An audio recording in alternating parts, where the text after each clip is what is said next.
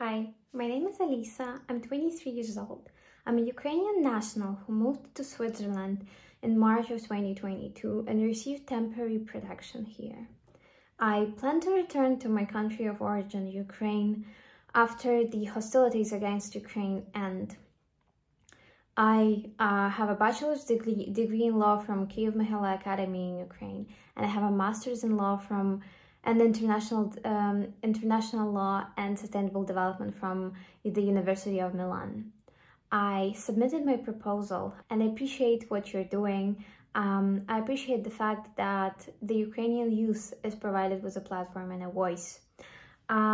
Mine regarded the anti-corruption mechanisms of Ukraine. In particular, I mentioned that it's very important that the National Anti-Corruption Bureau of Ukraine and the National Agency on Corruption Prevention of Ukraine are both fully independent institutions. It is also very important that we enhance Ukraine's anti-corruption legislation.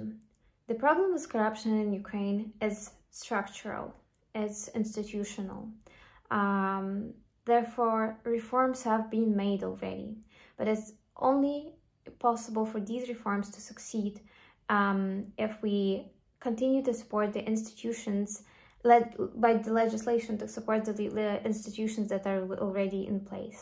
Such institutions should act as independent oversight institutions. They are almost a separate branch of government that should have their own checks and balances, and they should never be influenced by another branch of government.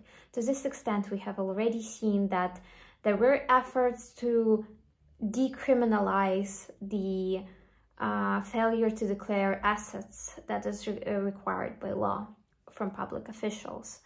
We've already seen that the Constitutional Court of Ukraine passed a judgment saying that the National Anti-Corruption Bureau of Ukraine cannot investigate judges. We've also seen that the President of Ukraine took over direct appointment of heads of anti-corruption institutions of Ukraine, making the